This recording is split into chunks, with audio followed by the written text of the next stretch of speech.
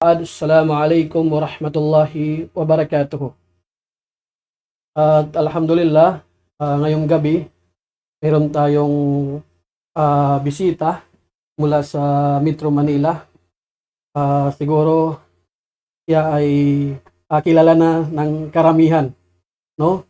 Dahil si Ustads kahit sa Facebook, pag nag-lecture siya at sa YouTube, nakikilala na siya ng Facebook at saka YouTube. So ngayon, andito tayo sa Nidaul Islam bilang panauhin ng Nidaul Islam ang mahal nating guro, si Ustaz Ahmad Barsilon. So ngayong gabi, itatalakay niya sa atin ang lecture patungkol sa Valentine's Day. Kasi papalapit na ang February 14. So dapat malaman ng kabataang Muslim sa bawat schools kung saan ito nagsimula at anong hukom ng Islam sa pagsasali, dahil hindi sa lingid sa kaalaman ng lahat. Marami na rin kabataang Muslim ustads na nakikilahok sa selebrasyon, nagbibigay ng flowers, nagdadamit ng pula, na lips nila ay puro pula. Naway gabayan sila ni Allah, no? So inshallah, hindi na natin papatagalin. Tatawagin ko ang mahal nating guro, walang iba kundi si Ustad Ahmad Barsilon. Hafizahallah, falyatafaddal fadilatuhu mashkura. Alhamdulillah. Innal hamdalillah nahmaduhu wa nasta'inuhu wa nastaghfiruh wa a'udzu billahi min sururi anfusina wa sayyiati a'malina. Man yahdihillahu fala mudhillalah wa man yudlil fala hadiyalah. Wa asyhadu an la ilaha illallah wahdahu la syarika lahu wa asyhadu anna Muhammadan abduhu wa rasuluh wa ba'd. Assalamualaikum ikwanal muslimin wal muslimat.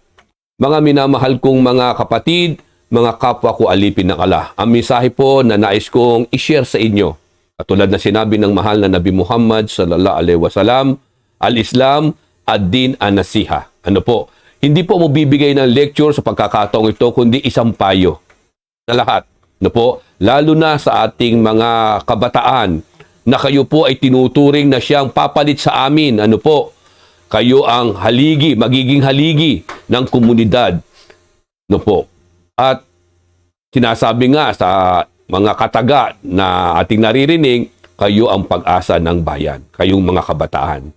Po. Kaya napaka-dangerous. Ako po si Ustad Ahmad Barsilon, na dating si Reverend Armando Barsilon, na may lisensya numero 114, volume number 8, pages 64-65, NSO-ROP. No po.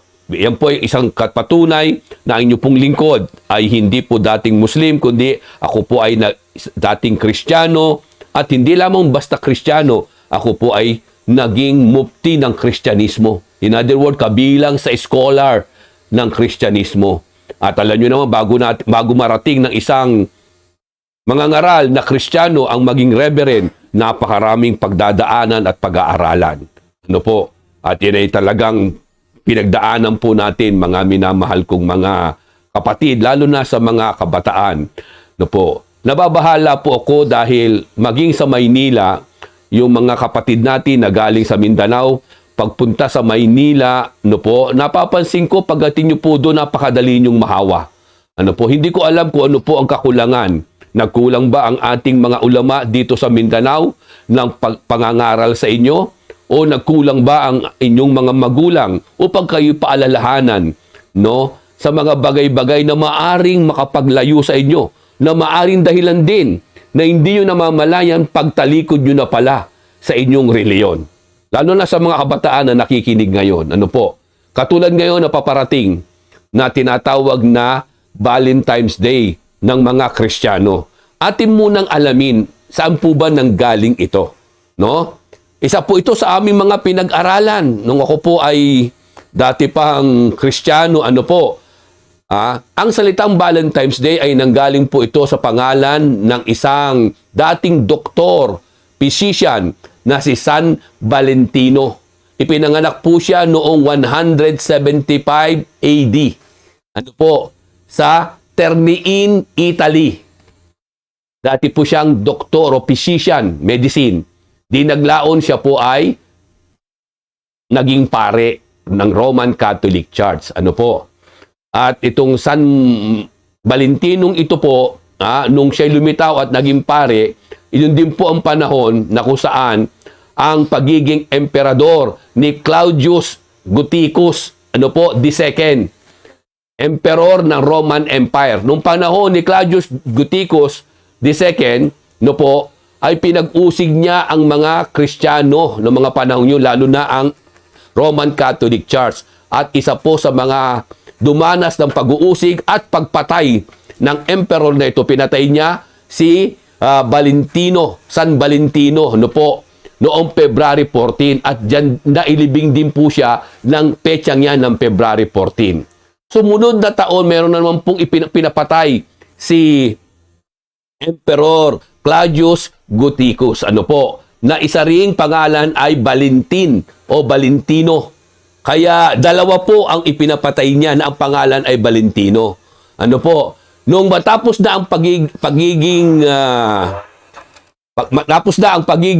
emperor ni Claudius Gothicus, at ang pumalit na emperor, no, yung kanyang naging anak, hindi naman niya pinag-usig ang mga Kristiyano, nagdeklara, no, nung naging papa na si Gelasius, no, noong 270, no, ay itinuring na yung dalawang ipinapatay ni Emperor Claudius Gothicus, no, na martir. At sa pamamagitan ng susog ng Papa na si Gelasius, at ay idineklara niya na itong pinatay na ito, na dalawa na martir na pangalan ay Valentinong pareho. Valentino pareho pangalan, tiniyo, no? February 14 din po naganap ang pagpatay doon sa pangalawang Valentino. Kaya lang hindi nakilala ng lubos yung naging pangalawang ipinapatay na pare. Parehong naging pari po ito, pero mas kilala kasi ito si San Valentino ng Italy na naging doktor kasi sumikat. Yung isa po, hindi gaanong sumikat, hindi nakilala. Magkagayon pa man, dineklara ito ng Papa na sila ay martir, at idineklara na February 14, ito ay pag-alaala sa kanila at pagdakila sa kanila. At yun din ang petsa nung pagkapapa ni Gelasius, ginawa po ito, iniangat hindi lamang martir, kundi iniangat ng Papa, no po, bilang mga santo. O yan po kasaysayan. At kaya mula nung 270 nang sila'y naging santo, ano po, itinuturing sila sa kabilang sa mga santo. At yung mga Romano Katoliko, dinadakila po nila ang Valentinong ito, lalo na yung mga nag-iibigan. Ano po, ito yung pinakasanto nila.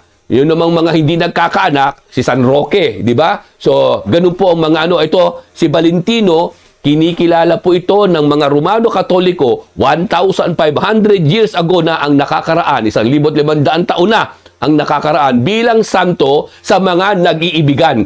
Ano po, kaya yung mga magkasintahan, ito yung pinakasanto nila, yung mga miyembro ng Roman Catholic Church.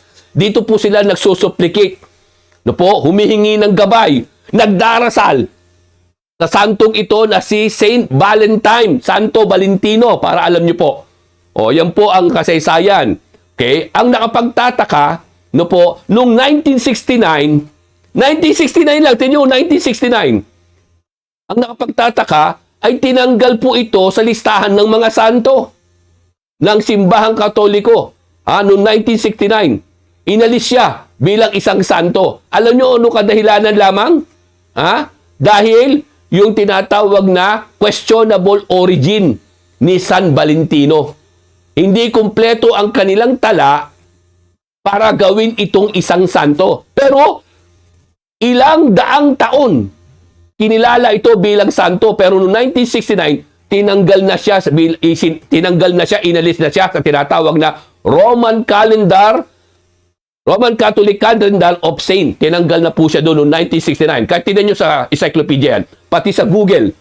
No, ito may Google na nakakatulong na po sa atin. O yan, tinanggal na siya sa pagiging santo noong 1969. Pero nakasanayan na ng mga Katoliko na ipagdiwang ang February 14 bilang pag-alaala at pagdakila kay San Valentino o tinatawag natin ngayon Saint Valentine, at ito ay naging costumbre na, naging custom, nakagawian na sasapit ang February 14 ay nagkakaroon ng tinatawag na yung bang pagdakila sa santong ito at sa pamamagitan ng pag-iibigan ng mga magkasintahan, ano po, at kung ano-ano pa, ano po, na mga ritual na ginagawa nila ngayon, ano po. At madalas pa nga napupuno ang hotel kahit hindi naman mag-asawa.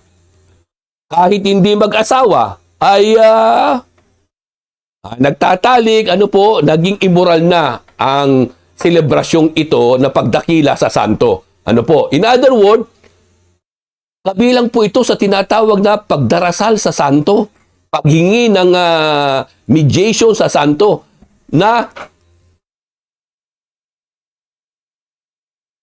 mahigpit na ipinagbabawal sa pananampalatayang Islam. Ano po? At ito ay shirk al-akbar po ito. Malaking shirk po ito. Ano po ang shirk? Pagtatambal ng pagsamba sa Allah, mga minamahal kong mga kapatid. Lalo na sa mga kabataan. Napaka-dangerous po nito.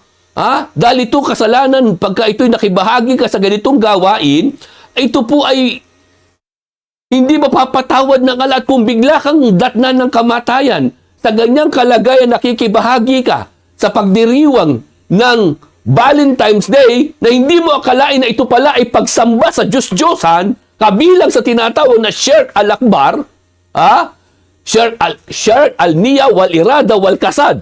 Particularly yan sa pag-aaral natin ng tauhid at saka shirk. Diba ba? Yan ay napakatindi. Katulad yan ng pagdiriwang din ng Pasko, pagdiriwang din ng piyesta. Ano po ang piyesta? Pagdakila sa mga iba-ibang mga santo. Ganun din ang Valentine's Day. Pagdakila sa santo. Isang santo nga ang tinuturing dyan, si Saint Valentine. Sa kabila ng tinanggal na siya sa pagiging santo, ipinagpatuloy pa rin ang nakagawian na pagdiriwang ng Valentine's Day. Kaya mga minamahal kong mga kapwa alipin ng Allah, ay ba yung ginagawa nyo na kayo'y nakikisali? Iniwanan na nga po namin yan eh. Ako na dating nakikibahagi dyan na isang Kristiyano, inalis namin yan sa aming buhay sapagkat yan ay nakakagimbal-gimbal sa paningin ng Allah. Dahil yan po ay pagdiriwang ng pagsamba sa Diyos-Diyosan. Ay tapos ngayon kayo makikibahagi dyan. Ay pag dinatnan kayo ng kamatayan sa ganyang kalagayan, namatay kayo na hindi mananampalataya, hindi nyo na maaamoy pa kailanman ang paraiso. Na kung saan ang amoy at bango nito ay abot tanaw ng ating mga mata. Subhanallah, hindi nyo na matitikman pa ang amoy, ang halimuyak ng paraiso. See? At nagbilin ang mahal na propeta Muhammad sallallahu alaihi wasallam. Ano sabi ng Rasul? Kala Rasul, man tasabba biqaumin fahuwa minhum. Ano sabi ng Rasul sallallahu alaihi wasallam sa napaka-authentic hadith? Ang sino mang gumagaya sa reliyon, nagawaing ritual ng ibang reliyon, tinutukoy tayo mga Muslim kung daw gagayahin natin yung mga ginagawa ng ibang reliyon na kanilang mga ginagawang niya katulad ng Valentine's Day, Pasko, Christmas, ay tinalikuran mo na ang iyong reliyon. Ikaw ay kabilang na sa kanila. Ay napakalinaw po dyan mga minamahal kong mga kabataan. Tapos ngayon kami, iniwanan namin kayo naman ngayon ang gumagawa niyan. Ay nakakapangilabot po. Ano po? Iligtas nyo ang inyong sarili, mga kabataan. Kayo ang susunod na kung saan ay mangangalaga. Tatanda rin kayo kung loloobin na kala. Na kayo naman na magpapatuloy para ituro nyo sa mga susunod naman na kabataan ang tama at matuwid na paniniwala. Rabbil Alamin, mag-ingat po tayo. Hindi natin namamalayan na paunti-unti na pala tayong nagiging Kristiyano. Lalo na sa mga kapatid kong Tausog, Maranao, Yakan, Iranon, Maguindanao at iba pang tribo. Na po, wag nating hahayaan na tayo ay unti-unting nadadaya ni Satanas sa pamamagitan ng pakikibahagi, sa pamamagitan na tayo naaakit sa mga gawaing kung saan ay gawaing hindi kailanman matatagpuan sa banal na Quran o masakit pa, ipinagbabawal ng Allah sa banal na Quran. At higit sa lahat, ipinagbabawal pa ng Nabi Muhammad sallallahu alaihi wasallam ang makibahagi sa mga gawain na kung saan makapaglalayo sa inyo. Makapaglalayo sa inyo na Allah subhanahu wa ta'ala. Okay?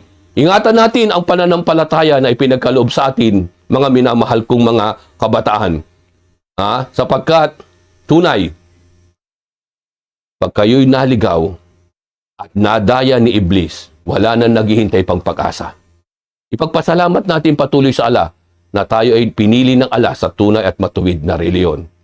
Palagi tayong magpakadunong, mag-aral, magtanong sa ating mga ulama, sa mga mabubuti nating ulama na mapapanaligan upang sa ganon, maingatan natin ang reliyon na kung saan tayo ay pinili ng Allah. Yun lang ang aking maihabilin. Hanggang dito po lamang ang aking maipapayo. Dahil kayo na pa po nagsasalita ang inyo pong lingkod. Medyo kinakapos na, nanuno yung lalamunan ko. Pero masyaallah, isang kagalakan sa akin na ako ay naging bahagi sa ganitong paglilingkod. Tanggapin nawa ng Allah subhanahu wa ta'ala ang ating ginagawang ito at patawarin tayo kung naging bahagi tayo sa ganitong mga gawain na kung saan makapaglalayo sa atin sa patnubay ng Allah. Humingi tayo ng tawad sa Allah at huwag na natin pambalikan kung tayo ay naging nadamay sa mga ganitong mga gawain na pakikisali o pakikihalubilo sa gawaing hindi kanais-nais sa paningin ng Allah. Ito po ang inyong Ustad Ahmad Barcelon. Assalamualaikum warahmatullah. Waalaikumsalam warahmatullahi wabarakatuh. At insyaallah, bukas ng umaga sa mga taga-Sulu, kasi yung ICOM nila, pati yung taga-Sulu, naririnig nila. Masyaallah, no? Kasilan. So, sino man sa inyo, live din doon on air sa mga ulama natin sa Sulu at ganoon din sa Facebook, no? Inshallah, bukas ng umaga, 8:30, doon tayo sa Capitol Gym. Ang programang ito ay pinangunahan ng MSSD at Kahanungan Foundation at Sulu Ulama Council for Peace and Development. At kasama na rin dito ang mga iba't ibang chapters ng MSA sa Lupasug. At ang event na to, alhamdulillah, ay sponsored ng Vice Governor natin, si Vice Gov Toto Tan. Inshallah, bukas po, 8:30 doon na po tayo sa MSSD. Open to all po ito.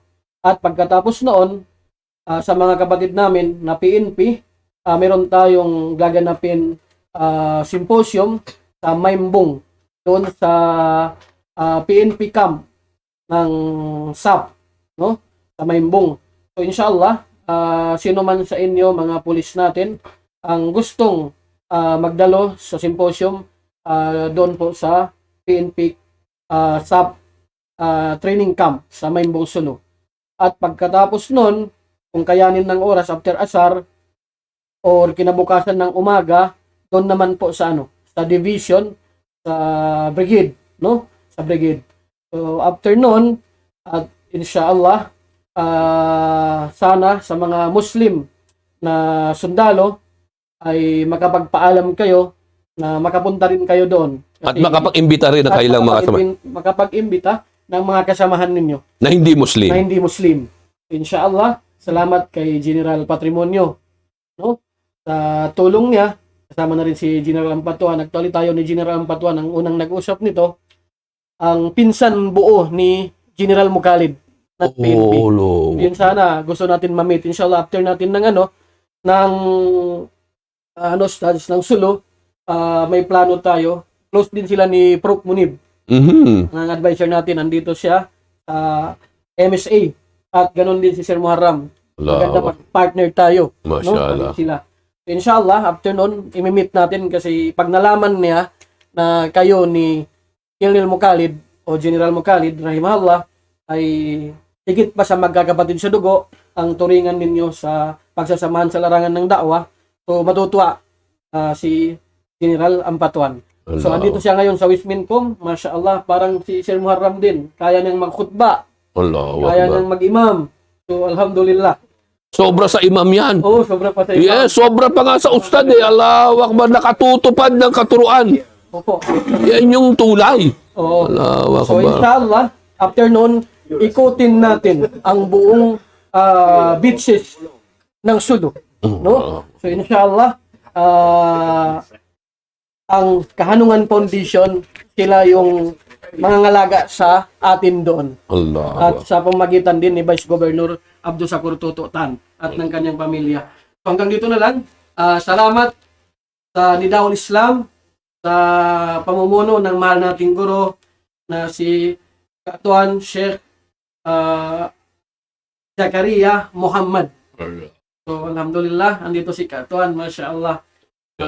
At siya pa nagagano, no? Nagko-computer sa atin. Ano? Opo, Subhan. Ay, nakakita ng alim na ganitong kabababa ng loob. Allahu Akbar. Ay, ya Rabbil Alamin. Ang sasarap kapitbahay nito sa paraiso eh. Allahu Akbar. Subhan Rabbil Alamin. Amin, Ang amin. Rabbil Alamin. Kaya lang baka di ako papasukin dahil sa dami ng kanyang karoma. Dami ng kanyang mabibigay na ala na asawa sa paraiso. Allah Rabbil Alamin. Allah Rabbil Alamin. Sumanalap. Naalala ko tuloy si Omar eh. Binalkatab, di ba? Sabi niya eh, nanaginip ako ya Rasul. Di ba ya Alim? Nakustaan sabi niya eh, nadaan ako sa bahay mo. Kaya lang di na ako tumuloy eh. Sa paraiso tinutukoy eh. Di ba? Ay, ya Rabbil Alamin. Subhanallah. Ganun din baka mangyari, baka magbibisitahin ko sa paraiso eh. Nahiya ako eh. Sa dami na nakapalibot na huruin. Ya Rabbil Alamin. So, alhamdulillah, maraming salamat sa lahat ng nagikinig ngayong gabi. Hanggang dito na lang. Subhanaka Allahumma wa bihamdik. Nashhadu an la ilaha illa anta nastaghfiruka wa natubu ilaik. Assalamualaikum warahmatullahi wabarakatuh. Ya Rabbil Alamin. Masalah.